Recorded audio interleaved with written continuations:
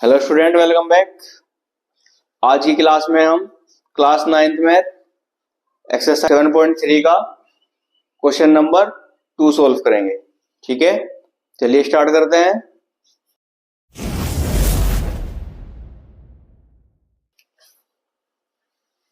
Question number 2 है हमारा, AD एक समद्विबाहु त्रिभुज। जो हमारा त्रिभुज है एबीसी एक समद्विबाहु त्रिभुज है, जिसमें जो एडी है, एडी एक समद्विबाहु त्रिभुज एबीसी का एक शीर्ष लंब है। ठीक है, यानी कि ये लंब है। लंब का मतलब इसको हम बोल सकते हैं ऊंचाई। ठीक है, कि ये हमारे त्रिभुज की ऊंचाई है, जिसमें ए बी बराबर ए सी दिया है। ए बी बराबर है ए सी की, समद्विबाहु त्रिभुज है तो दो साइड बराबर होंगी। दर्शाइए कि पहला पॉइंट सिद्ध करना है कि एडी रेखाखंड बीसी को समद्विभाजित करता है।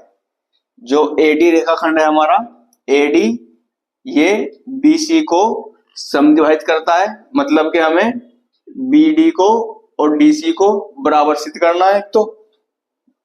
और दूसरा है एडी, यही लाइन एडी कोण ए को भी समद्विभाजित करता है, यानी कि हमें कोण इसको भी आधा आधा प्रूफ करना है। ठीक है, चलिए हम लिखेंगे त्रिभुज ए बी डी व त्रिभुज ए डी सी में हम क्या करेंगे, पहले हम इस वाले त्रिभुज को और इस त्रिभुज को सर्वागसम सिद्ध कर देंगे, और सर्वागसम सिद्ध करने के बाद हमारे दोनों पॉइंट आसानी से सोल्व हो जाएंगे। ठीक है, चलिए हम लिखेंगे त्रिभुज ए बी डी व त्रिभुज एडीसी में। ठीक, इसमें हमें क्या क्या बराबर दिया, एक तो हमें दिया है कि ए बी बराबर है ए सी के। ठीक है, ए बी बराबर है ए सी के, और ये हमें दिया है। उसके बाद जो हमारा शीर्ष लंब होता है वो इधर भी और इधर भी 90 का कोण अंतरित करता है।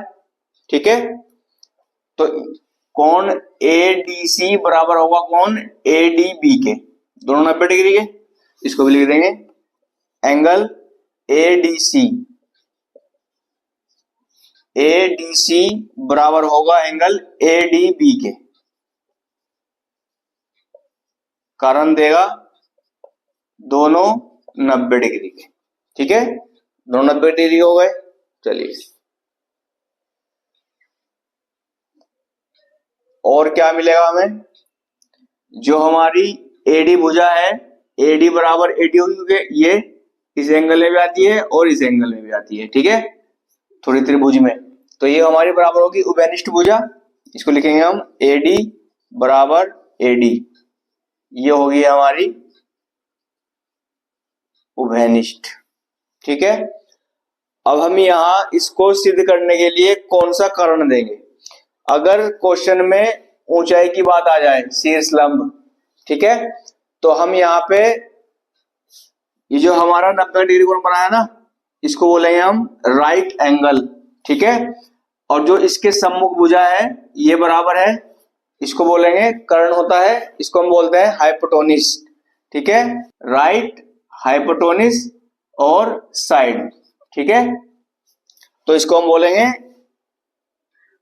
ये राइट एंगल हो गया, ये एच हो गई और ये एस हो गया। ठीक है, तो इसको बोलेंगे हम आर एच एस सर्वांग समता नियम से, आर एच एस सर्वांग समता नियम से त्रिभुज एबीडी सर्वागसम हो गया त्रिभुज एडीसी के। ठीक, आर एच एस सर्वागसमता नियम से त्रिभुज हमारे दोनों सर्वागसम सिद्ध हो गए। अब हम लिख देंगे कि बीडी बराबर डीसी है, लिखो आप, अतः बीडी बराबर है डीसी के बाय सीपीसीटी के। और यहां पर लिख दोगे आप और जो हमारा था ना एडी रेखाखंड, एडी रेखाखंड बीसी को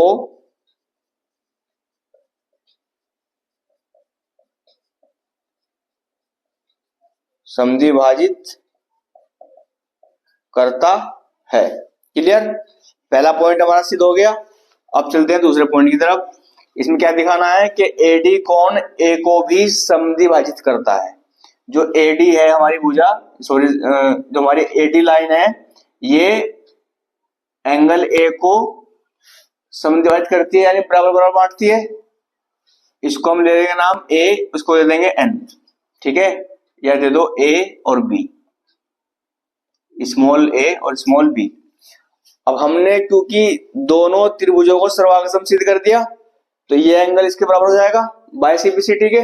बस लिख देंगे इसको भी, एंगल ए बराबर होगा एंगल बी के, कारण रहेगा बाय सीपीसीटी। और इसी के साथ हमारा ये भी सिद्ध हो गया, लिख देंगे यहाँ पे, अतः एडी कोण ए को समद्विभाजित करता है। ठीक है, हमारे दोनों भाग सोल्व हो गए। आई होप कि आपको अच्छे समझ में आ गया होगा। आप अच्छे से प्रैक्टिस कीजिए। मिलते हैं नेक्स्ट क्लास में। Thank you.